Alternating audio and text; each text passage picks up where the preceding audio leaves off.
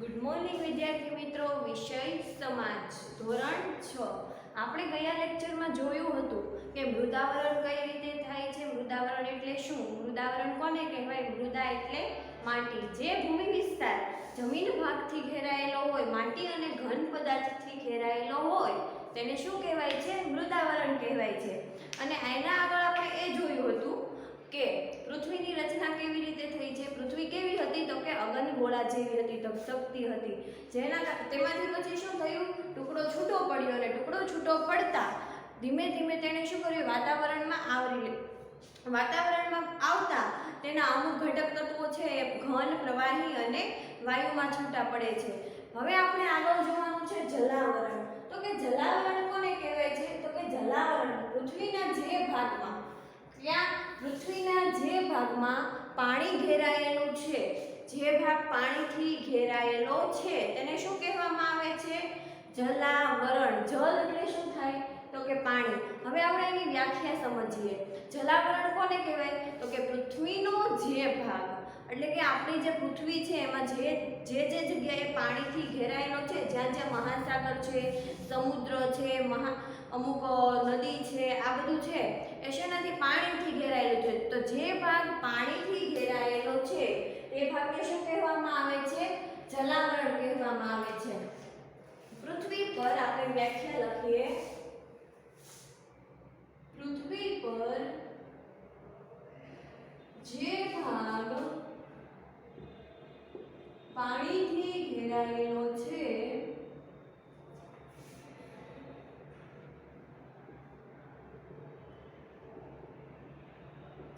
તેને જલાવરણ કહેવાય. આપણને એક્ઝામમાં પૂછાઈ શકે કે મૃદાવરણ એટલે શું? તો કે પૃથ્વીનો જે ભાગ માટીથી ઘેરાયેલો છે તેને મૃદાવરણ કહેવાય છે. મૃદાનો અર્થ શું થાય છે? માટી. અને આ માટી છે જેનો પૃથ્વીનો ઉપરનો જે પોપડો છે તે શેનો બનેલો છે?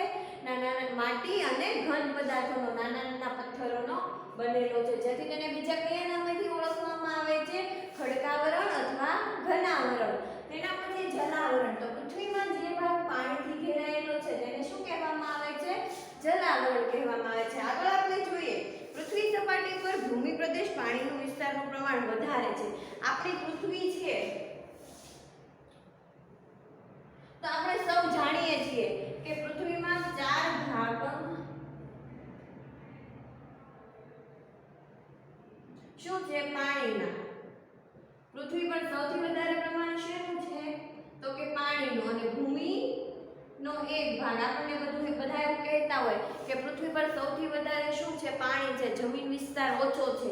તો કે પૃથ્વીમાં 3 ભાગ, એવું કહી શકાય કે પૃથ્વીના 3 ભાગમાં પાણી છે અને આ એક ભાગમાં શું છે? ભૂમિ છે, ભૂમિ વિસ્તાર છે. જે વિસ્તાર પાણીથી ઘેરાયેલો હોય તેને આપણે શું કહીએ છીએ? જલાવરણ કહેવાય છે. પૃથ્વી સપાટીનો લગભગ 71% જેટલો વિસ્તાર જલાવરણથી ઘેરાયેલો છે. પૃથ્વી પર કેટલા ટકા વિસ્તાર? તો કે 71% વિસ્તાર જે છે એ શેનાથી ઘેરાયેલો છે? જલાવરણ. 29% આપણે 100% પૃથ્વી, આપણે આ પૃથ્વી આખી છે કેટલી છે? 100%. તેમાં 29% શું છે? મૃદાવરણ. અને 71% શું છે? જલાવરણ, એટલે કે પાણીનો ભાગ છે. પૃથ્વી પર પાણીનો ભાગ આપણને એક્ઝામમાં પૂછાઈ શકે કે પૃથ્વી પર પાણીનો ભાગ કેટલો છે? તો કે 71% ભાગ પાણીનો છે અને 29% ભાગ કેટલો છે? મૃદાવરણ, એટલે કે ભૂમિ વિસ્તારનો ભાગ છે. પછી આપણને જોઈએ, પૃથ્વી સપાટીનો આ વિસ્તાર એટલો વિશાળ છે કે એમાં ભૂમિખંડો પણ ટાપુ જેવા લાગે છે. આ જે દરિયાની મહાસાગરો છે એ કેટલા મોટા છે કે ઉત્તરથી ભૂમિ સપાટી, આપણે આકૃતિ નવી દોરીએ અને પછી સમજીએ કે આ ભાગમાં શું થાય છે? ભૂમિખંડો જે છે, આપણા જે દેશો છે, આ એશિયા ખંડ છે, અમેરિકા છે, એ બધું શું લાગે છે? ટાપુ જેવું લાગે છે. હવે આપણે પૃથ્વી ઉપરથી જોઈ હોય, ક્યારે આપણે પૃથ્વીનો ગોળો જોયો હોય, ગોળ ગોળ આમ ફરે છે, ઘણી ઓફિસોમાં હોય છે ગોળો. આ પૃથ્વીના ગોળા પર આપણને બ્લુ ભાગ વધારે દેખાય છે. આ જે બ્લુ ભાગ ઘેરાયેલો છે એ શું હોય છે? પાણી હોય છે.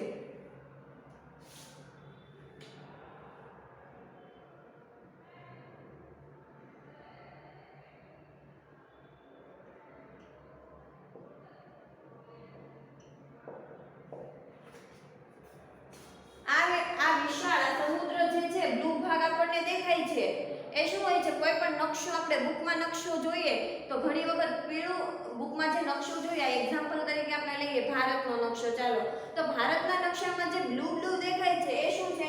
પાણીનો. જે વાદળી કલરનો રંગ દેખાય છે એ શું છે? પાણીનો ભાગ છે. અને જે યલો કલરનો જે ભાગ દેખાય છે પીળા કલરનો, એને શું કહેવામાં આવે છે? જમીન વિસ્તાર એટલે કે ભૂ વિસ્તાર. તો એ તો આપણને સાવ નાના નાના ટુકડા લાગે છે કે આ તો આપણા સમુદ્ર જે છે, 4 સમુદ્ર છે, એની કરતા આપણને એમ થાય કે ઓહો આપણો ભારત દેશ કેટલો વિશાળ છે. તો આ ભારત દેશ વિશાળ છે તો એના કરતા પણ સમુદ્ર મોટા છે. તો તમે વિચાર કરો કે આ સમુદ્ર કેટલા મોટા હશે એમ. 4 મહાસમુદ્ર છે. કયા કયા? એન્ટાર્કટિકા, પેસિફિક, પછી અહીંયા આપણે લખીએ પેસિફિક, એન્ટાર્કટિકા,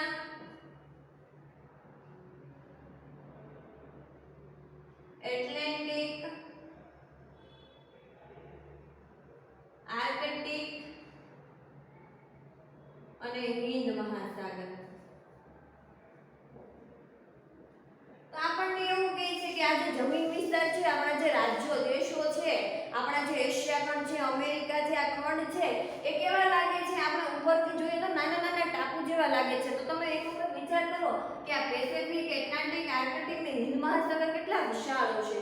આપણો અરબ સાગર જે છે, અરબ સાગરનો જે દરિયો છે ખંભાત પાસે, એનો કેટલો છે? 1600 કિલોમીટર છે. તો વિચાર કરો આની કેટલી, આ 4 મહાસાગરની લંબાઈ ખૂબ વધારે છે. ઉત્તરથી લઈને દક્ષિણ ને પૂર્વથી લઈને પશ્ચિમ, અમુક સમુદ્ર, એટલા આ 4 સમુદ્ર વિશ્વના સૌથી મોટા સમુદ્ર છે. કેવા?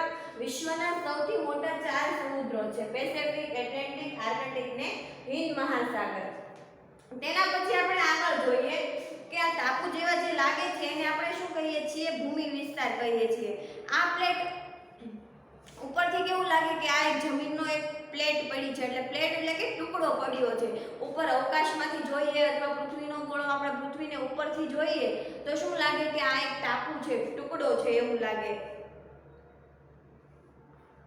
પૃથ્વી પરના વિશાળ જળરાશિ ધરાવતા ભાગોને મહાસાગર તરીકે ઓળખવામાં આવે છે. હવે મેં તમને કીધું એ રીતે કે આ એટલું બધું પાણીનો જે ભાગ છે, ખૂબ મોટો ભાગ છે, એને શું કહેવામાં આવે છે? ખૂબ મોટા પ્રમાણમાં, ખૂબ મોટા વિસ્તારમાં પાણીનો જથ્થો જે ફેલાયેલો છે વિશાળ વિસ્તારમાં, તેને શું કહેવામાં આવે છે?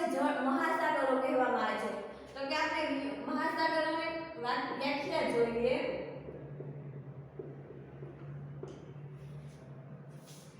પૃથ્વી પરના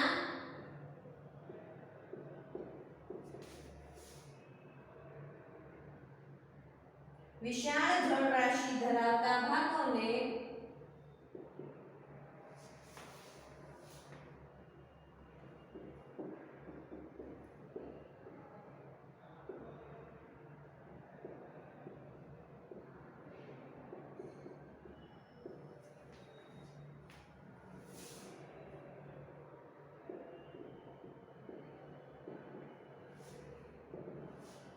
આ જે મહાસાગર છે, આ મહાસાગર આપણે 4 મહાસાગર છે એની વ્યાખ્યા શું છે કે પૃથ્વી પરના વિશાળ જળરાશિ ધરાવતા એટલે કે વિશાળ જગ્યામાં પથરાયેલા સમુદ્રને શું કહેવામાં આવે છે?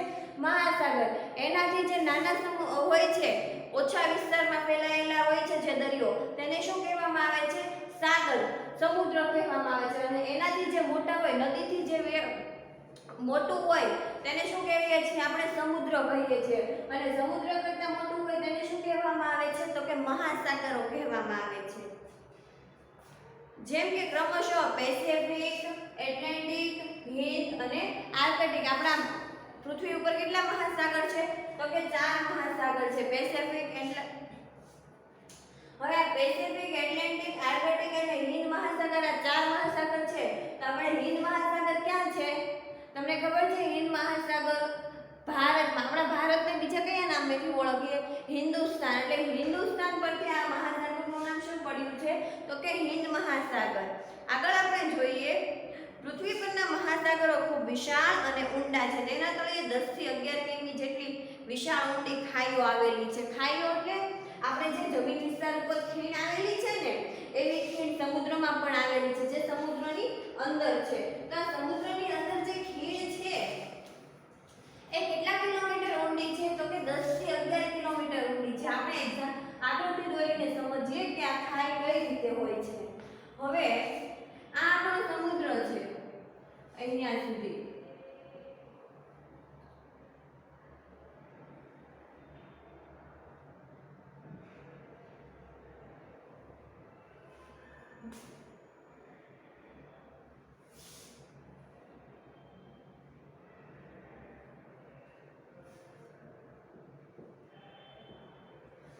આપણને એમ કીધું કે સમુદ્રની અંદર 10 થી 11 કિલોમીટર ઊંડી ખાઈ આવેલી છે.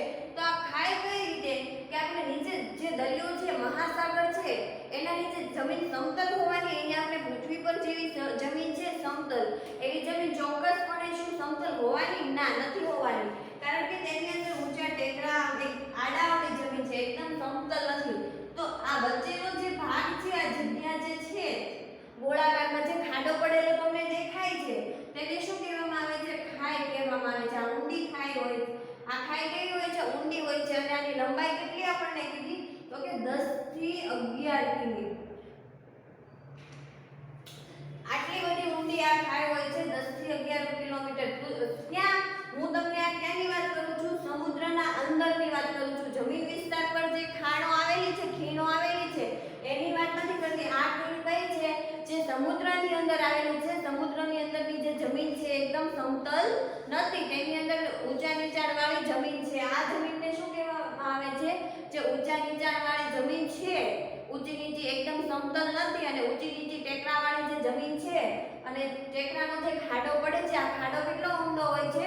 તો કે 10 થી 11 કિલોમીટર ઊંડો હોય છે, જેના કારણે આપણે એને શું કહીએ છીએ? ખાઈ કહીએ છીએ. મહાસાગરના તળિયે પણ પૃથ્વી સપાટી જેવા ભૂમિ સ્વરૂપો આવેલા હોય છે.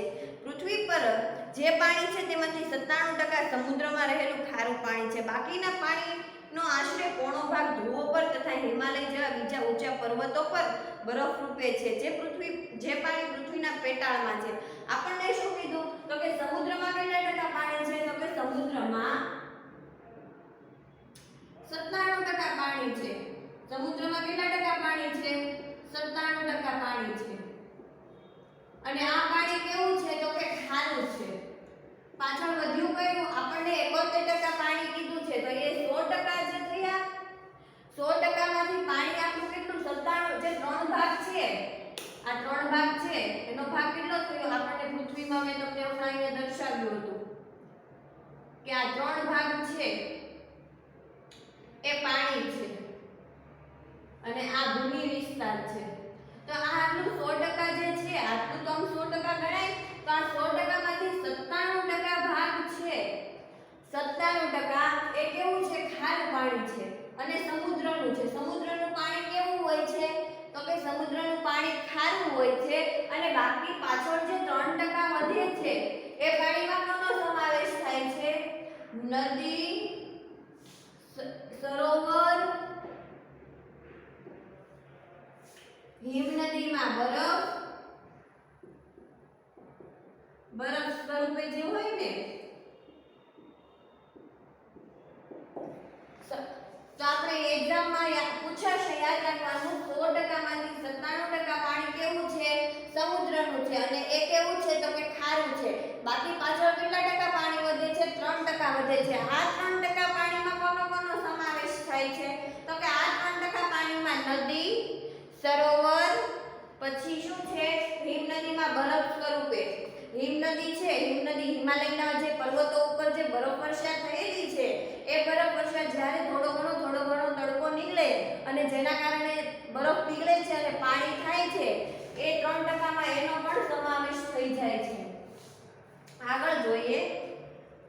પૃથ્વી સપાટી પર જેવા ભૂમિ સ્વરૂપો આવેલા છે, 97% સમુદ્રનું અને 3% નદી, સરોવર અને હિમનદીનું. પાણી પૃથ્વીના પેટાળમાં છે, સરોવરમાં અને નદીઓ રૂપે વહે છે. તેનું પ્રમાણ ખૂબ ઓછું છે. આપણે જોયું એ રીતે. કારણ કે 4 મહાસાગર મેં તમને હમણાં અહીંયા લખીને બતાવ્યા હતા. પેસિફિક ને 4 મહાસાગર જે છે એ પાણીનો સૌથી વધારે જથ્થો ધરાવે છે. પછી પાછળ 3% જે વધે છે, બીજા નાના જે સમુદ્રો છે એ 97% માં આવી જાય છે. પછી પાછળ 3% જે વધે છે એનું પ્રમાણ ખૂબ ઓછું છે. કેમ ઓછું છે? કારણ કે જે પાણી 97% પાણી છે તો સમુદ્રમાં જ છે. તો પાછળ જે 3% વધે છે એ 3% માંથી પાછું વિભાજિત થાય છે. થોડું ઘણું પાણી નદીમાં જાય છે, થોડું ઘણું પાણી આપણે સરોવરમાં હોય છે અને થોડું ઘણું બરફ સ્વરૂપે હોય છે. એટલે આપણે વપરાશ માટે કેટલું પાણી વધે છે? 2% પાણી. 1% આપણે ચાલો હિમનદીમાં બરફ સ્વરૂપે ગણીએ. તો આપણે વપરાશ માટે જે પાણીનો ઉપયોગ કરીએ છીએ એનું પ્રમાણ ખૂબ ઓછું છે. જેથી આપણને ઘણી વખત એવું કહે કે જળ બચાવો જીવન બચાવો. કેમ એવું કે કારણ કે વપરાશ માટેનું જે પાણી છે એ કેવું છે ખૂબ જ ઓછું છે, જેના કારણે આપણે શું કરવું જોઈએ, પાણી બચાવવું જોઈએ. સમુદ્રનું પાણી તો ખૂબ ખારું હોય છે, તો આ પાણીનો ઉપયોગ આપણે વપરાશ માટે નથી કરી શકતા, જે માટે આપણને એવું કહે છે કે જળ બચાવો, ખોટો બગાડ ના કરવો જોઈએ. ઉપયોગ હોય તે જ જગ્યાએ આપણે પાણીનો ખોટો બગાડ ના કરવો, ખોટો નળ કે એવું કંઈ શરૂ ના કરવું જોઈએ. જેટલું આપણે પાણીની જરૂર છે એટલું જ આપણે વાપરવું જોઈએ. પૃથ્વી પર રહેતા જીવો અને વનસ્પતિને પાણી વગર ચાલતું નથી. હવે પૃથ્વી પર કોઈ પણ આપણે વનસ્પતિ નાનો અમથો છોડ પણ વાવીએ, ખૂબ નાનો છોડ આપણે કોઈ પણ ઝાડ કે કોઈ પણ આપણે ઘરે ફૂલનું કોઈ પણ છોડ આપણે વાવ્યો હોય તો પણ એને પાણીની જરૂર પડે. જો આપણે એક્ઝામ્પલ તરીકે તુલસીમાં વાવ્યા છે તો તુલસીમાંને તમે 2 થી 3 દિવસ સુધી પાણી નહીં આપો તો એ તુલસીમાં રહેવાના છે. તો નાની એવી વનસ્પતિ છે એમને પણ પાણી વગર ચાલતું નથી. પૃથ્વી પર કોઈ પણ સજીવ જે છે, સજીવ સૃષ્ટિ છે એને પાણી વગર ચાલતું નથી. પાણી મુખ્ય છે. કેમ? આપણા જીવન જરૂરિયાતમાં સૌથી વધારે મુખ્ય હોય તો પાણી.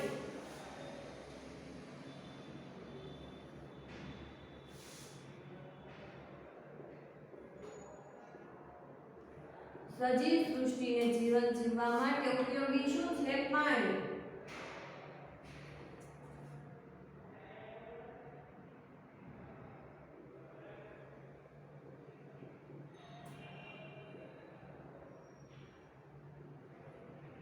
તેના પછી આગળ જોઈએ જલાવરણનું અસ્તિત્વ એટલે જ સજીવ સૃષ્ટિનું અસ્તિત્વ.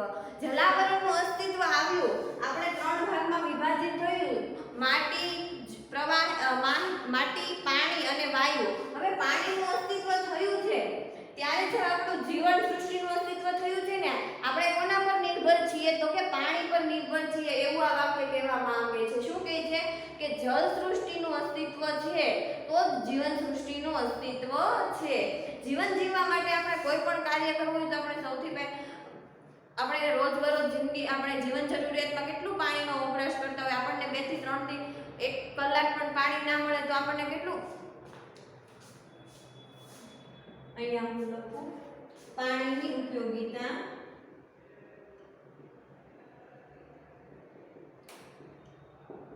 આપણને પાણી વગર ચાલે છે. થોડી વાર આપણને જ્યારે તરસ લાગી હોય તો આપણે પહેલા શું કરીએ? પાણી પીએ, પછી કોઈ પણ કામ કરીએ.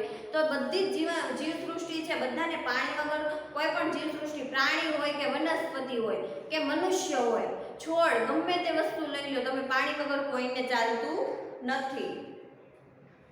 પૃથ્વી પરના વરસાદ માટેના મોટા મોટા ભાગનો ભેજ સમુદ્રમાંથી આવે છે. તો આપણી પૃથ્વી ઉપર જે વરસાદ આવે છે આપણને એમ થાય એ કેમ મીઠું છે, એ તો સમુદ્રમાંથી વરાળ સ્વરૂપે જ્યારે તડકો પડે ત્યારે શું થાય છે? પાણીનું બાષ્પીભવન થાય છે. બાષ્પીભવન થયા પછી શું બને છે? વાદળો બને છે અને ચોમાસાની સિઝનમાં શું થાય છે? વરસાદ આવે છે. તો કે આ વરસાદનો જે ભેજ, આ ચોમાસાની ઋતુ દરમિયાન જે વાદળાનો જે ભેજ બને છે એ ભેજ ક્યાંથી આવે છે? સમુદ્રમાંથી આવે છે. ક્યાંથી આવે છે? તો કે સમુદ્રમાંથી આવે છે. મોટા ભાગનો ભેજ સમુદ્રમાંથી આવે છે.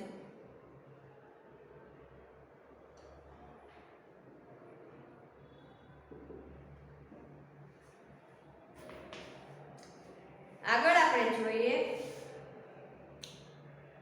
સમુદ્રના તળિયે કિંમતી ખનિજોનો મોટો જથ્થો આવેલો હોય છે. પાણીમાંથી મીઠું મેળવીએ છીએ. તેના તળિયે મેંગેનીઝ, લોખંડ, કલાઈ, ખનિજો વગેરે આવેલા આપણને ખનિજો મળી આવે છે. માનવીના પ્રોટીનયુક્ત આહારનો ભંડાર પણ સમુદ્ર છે કે મહાસાગરોના મોજા, પ્રવાહો અને ભરતીમાં પ્રચંડ શક્તિ રહેલી છે. તેનાથી આપણને વિદ્યુત શક્તિ મેળવી શકાય છે. મહાસાગરોને જળ પરિવહનના માર્ગો બન્યા છે.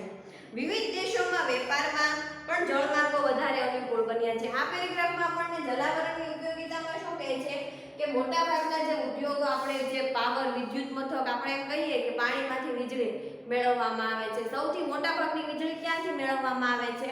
તો કે પાણીમાંથી મેળવવામાં આવે છે. જે સમુદ્ર હોય છે સમુદ્રમાંથી મેળવવામાં આવે છે. તેના પછી છે આપણને જે આહાર, આપણે તો જે માંસાહારી હોય છે એ લોકો ચિકન ને કોઈ પણ એવી માછલા કે એવું કંઈ ખાતા હોય તો એનો આહારયુક્ત ભંડાર કયો છે? પ્રોટીનયુક્ત ભંડાર માછલી છે. તો તો માછલી આપણને શું કરે છે, એટલે કે સમુદ્રમાંથી માછલી મળે છે, જેના કારણે આપણને શું મળે છે, આહારનો ભંડાર. આહાર એટલે કે ખોરાક, ખોરાકનો મોટા પ્રમાણમાં જથ્થો પણ મળી શકે છે. તેના પછી આપણે એવું કીધું કે દરિયામાંથી બીજું શું પકવવામાં આવે છે, તો કે મીઠું પકવવામાં આવે છે. દરિયામાંથી મોટા પ્રમાણમાં એટલે કે સમુદ્રમાંથી મીઠું પકવવામાં આવે છે.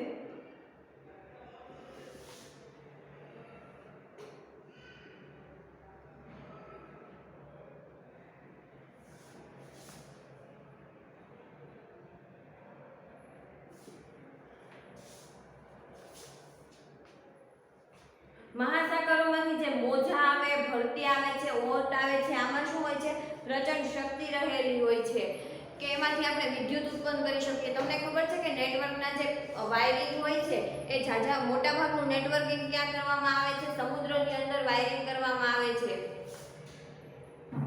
વિવિધ દેશોને વેપાર પણ જળમાર્ગો વધારે અનુકૂળ છે. આપણે સ્ટીમર છે, વહાણ છે, બધી વસ્તુ આપણે પ્લેનમાં લાવી શકીએ.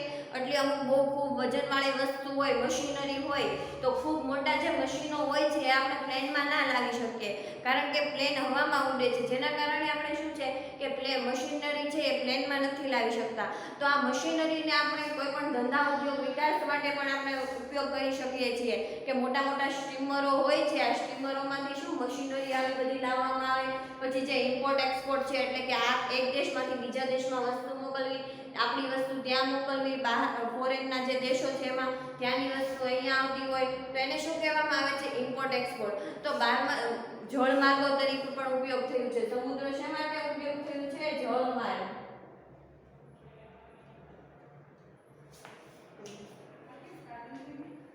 અને સમુદ્રની અંદરથી બીજું શું આપણને કઈ કઈ ખનિજ મળી આવે છે સમુદ્રના તળિયે, સમુદ્રની અંદરથી, તો કે મેંગેનીઝ, લોખંડ, કલાય, સોનું, ચાંદી આવી ઘણી બધી ધાતુઓ મળી આવે છે. સમુદ્રની અંદર જે તળિયેથી આપણને શું મળી આવે, એક વારમાં કદાચ પૂછાઈ શકે તો કે સમુદ્રની અંદરથી કઈ કઈ ખનિજો મેળવવામાં આવે, તો કે મેંગેનીઝ છે, લોખંડ છે, કલાય છે વગેરે ક્યાંથી મળી આવે છે, સમુદ્રની અંદરથી. અહીંયા આપણે જલાવરણ પૂર્ણ થાય છે, આગળ છે વાતાવરણ. વાતાવરણ કોને કહેવાય છે, તમને ખબર છે વાતાવરણમાં શું શું હોય છે, કયા કયા વાયુ હોય છે, ઓક્સિજન છે, કાર્બન ડાયોક્સાઇડ છે, નાઇટ્રોજન છે, આ બધાનો સમાવેશ શેમાં થાય, તો કે વાતાવરણમાં સમાવેશ થાય છે.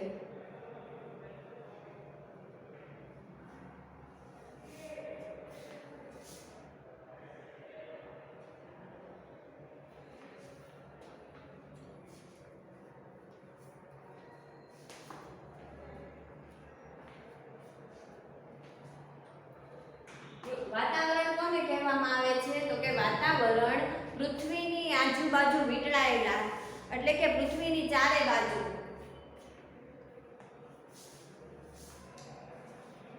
ટોપિક આપણો છે વાતાવરણ.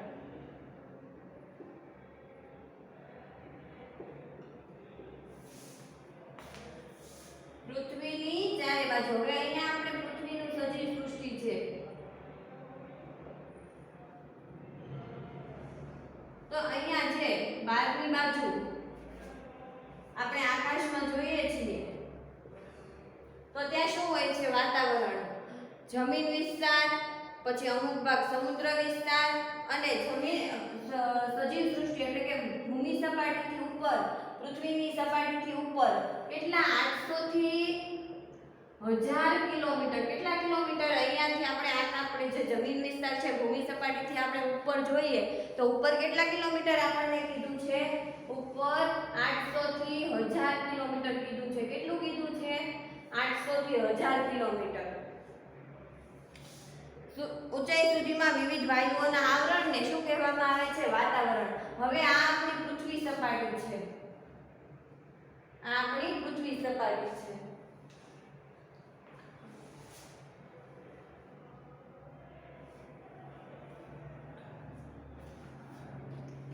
આ પૃથ્વી સપાટી છે, અહીંયા આપણે સજીવ સૃષ્ટિ છે, તો અહીંયાથી ઉપર 800 થી 1000 કિલોમીટરમાં જે આવરણ આવેલું હોય છે, આ આવરણને શું કહેવામાં આવે છે, સપાટીથી ઉપર, પૃથ્વી સપાટી એટલે કે જમીન વિસ્તાર આપણે જ્યાં રહીએ છીએ ત્યાંથી 800 થી 1000 કિલોમીટર ઉપર સુધીના આવરણને વાતાવરણ કહેવામાં આવે છે. તેમાં જે અલગ અલગ વાયુઓ આવેલા હોય છે આ આવરણને શું કહેવામાં આવે છે? વાતાવરણ. વાતાવરણને નરી આંખે જોઈ શકાતું નથી. વાતાવરણમાં વિવિધ વાયુઓ, પાણીની વરાળ, ધૂળના રજકણો, ઉલ્કાક્ષણ, ક્ષારકણ તથા સૂક્ષ્મજીવો ભળેલા હોય છે. તો આપણે પહેલું વ્યાખ્યા જોઈએ કે પૃથ્વી સપાટી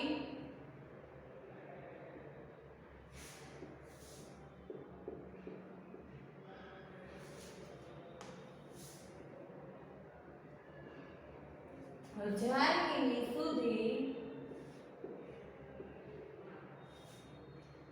કિમીની ઊંચાઈ સુધી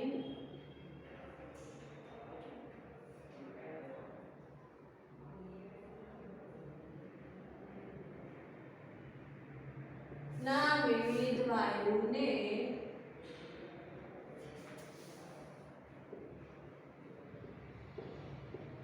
વાતાવરણ કહે છે.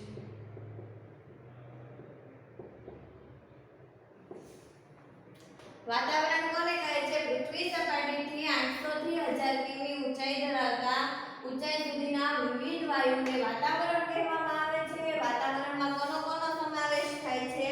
તો કે વાતાવરણમાં વિવિધ વાયુઓ એટલે કે અલગ અલગ વાયુઓ,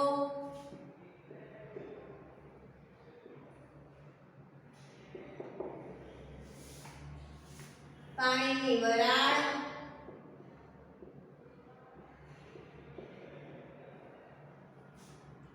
ધૂળના રજકણો,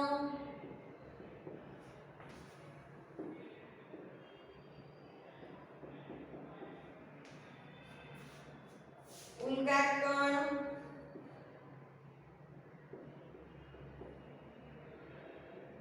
ક્ષારકણ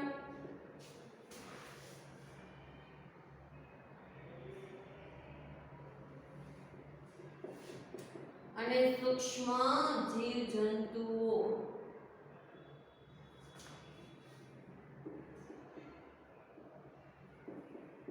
વાતાવરણમાં કોનો સમાવેશ થાય? તો કે પાણીની જે વરાળ છે એ, પછી આ ધૂળના ઝીણા રજકણો. આપણે ઘણી વખત જોયું હોય કે કોઈ પણ ગાડીની લાઇટ શરૂ થાય તો ગાડીની લાઇટ શરૂ થાય ત્યારે આપણને એક પટ્ટો દેખાય છે જેમાં ઘણા નાના રજકણો હોય છે.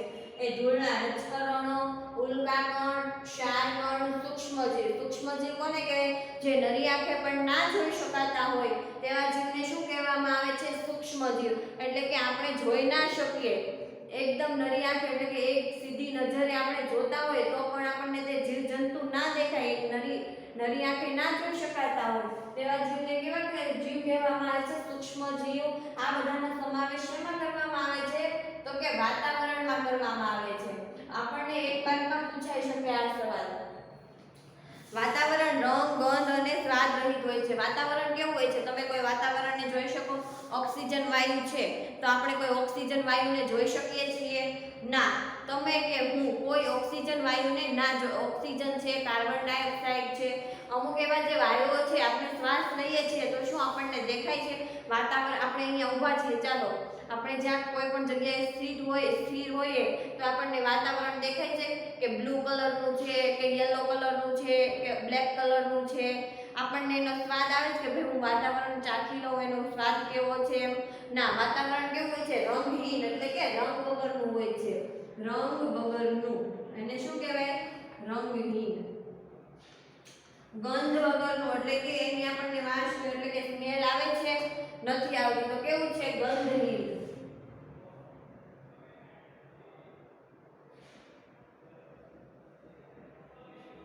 ગંધહીન,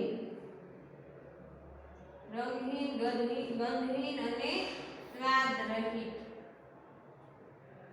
એટલે કે સ્વાદ વગરનું. આપણને ક્યારે ટેસ્ટ આવ્યો કે વાતાવરણનો આવો ટેસ્ટ છે? નહીં. સ્વાદ વગરનું. તો કે વાતાવરણ કેવું છે? રંગ વગરનું, વાસ એટલે કે ગંધ વગરનું અને સ્વાદ વગરનું. રંગહીન, ગંધહીન અને સ્વાદ રહિત હોય છે. તેમજ પારદર્શક હોય છે. પારદર્શક કોને કહેવાય? એને આપણે જોઈ શકીએ, જે વસ્તુને આપણે જોઈ શકીએ તેને શું કહેવાય છે? અપારદર્શક. અને જે વસ્તુને નથી જોઈ શકતા એને કેવું? તો કે પારદર્શક હોય છે. વાતાવરણમાં વાયુ, પ્રવાહી અને ઘન તત્વનો સમાવેશ થાય છે. વાતાવરણમાં કોનો સમાવેશ થાય છે? તો કે વાયુ,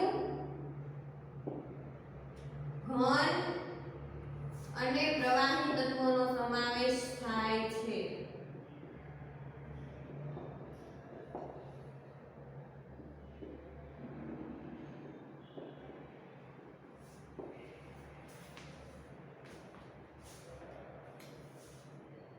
તેમાં આપેલા વિવિધ વાયુઓ nitrogen, oxygen, argon, carbon dioxide, ozone વગેરે મુખ્ય છે. પૃથ્વી સપાટીથી નજીકનું વાતાવરણ ઘટ છે. જ્યારે પૃથ્વીની સપાટીથી ઊંચે જતા વાયુઓનું પ્રમાણ કેવું થઈ જાય છે? પાતળું થઈ જાય છે. પાતળું થઈ જવું એટલે કે આપણે જેમ જેમ ઉપર જતા જઈએ અહીંયા આપણને શ્વાસ લેવામાં તકલીફ નથી થતી. હવે ઘણા એમ કે પર્વતારોહક છે, પર્વતારોહક શું કરે છે? તે પોતાની સાથે ઓક્સિજન લઈને જાય છે. કેમ ઓક્સિજન લઈને? કારણ કે આપણે જેમ જેમ પૃથ્વી સપાટીથી જેમ જેમ ઉપર જઈએ તેમ વાતાવરણ કેવું થઈ જાય છે? ઓછું. પૃથ્વી સપાટી પાસે કેવું હોય છે? ઘટ એટલે કે વધારે હોય છે. પૃથ્વીની નજીક આપણે જ્યાં રહીએ છીએ આપણને ક્યારેય શ્વાસમાં તકલીફ થઈ કે ઓક્સિજન વાતાવરણમાં પૂરું થઈ ગયું? નહીં. પણ આપણે જેમ જેમ પૃથ્વી સપાટીથી ઉપર જતા જઈએ તેમ તેમ શું થાય છે? તો કે વાતાવરણ ઓછું થઈ જાય છે. એટલે કે હવા પાતળી પડી જાય છે અને પૂરતા પ્રમાણમાં આપણને ઓક્સિજન મળતું નથી. જેના કારણે જે પર્વતારોહક છે, ઊંચાઈના જે સ્તરે જાય છે તે લોકો શું કરે છે? પોતાની સાથે ઓક્સિજનનો બાટલો લઈ જાય છે. અને વાતાવરણમાં કેટલા વાયુ હોય છે? આપણા વાતાવરણમાં વાયુઓનું પ્રમાણ કેટલું છે? તો એમાં અમુક આપણને એવું કીધું ઘન તત્વ હોય છે, અમુક પ્રવાહી હોય છે. તો આપણને જે સાયન્સના લેબમાં જે કેમિકલ હોય છે એ શેમાં આવે છે? અમુક એવા કેમિકલ જે હોય છે એ અમુક વાતાવરણમાં આવે છે, અમુક પ્રવાહીમાં આવે છે. તો આપણે આજે જોયું કે વાતાવરણમાં શું? તો કે પૃથ્વીની સપાટીથી 800 થી 1000 કિલોમીટર સુધીના આવરણને વાતાવરણ કહેવાય. તેમાં કોનો સમાવેશ થાય? તો કે વિવિધ વાયુ, પાણીની વરાળ, ધૂળના રજકણો, ઉલ્કાક્ષણ, ક્ષારકણ, સૂક્ષ્મજીવ. તેના પછી વાતાવરણ કેવું હોય છે? વાતાવરણ વાયુ, ઘન અને પ્રવાહી 3 સ્વરૂપે જોવા મળે છે. અને વાતાવરણ કેવું હોય છે? તો કે રંગ વગરનું એટલે કે રંગહીન, ગંધહીન અને સ્વાદરહિત હોય છે. અહીંયા આપણો વિડિયો લેક્ચર પૂરો થાય છે. વાતાવરણ છે એ આપણું અધૂરું છે. આગળનું આપણે આગળના વિડિયો લેક્ચરમાં જોઈએ. જય શ્રી કૃષ્ણ.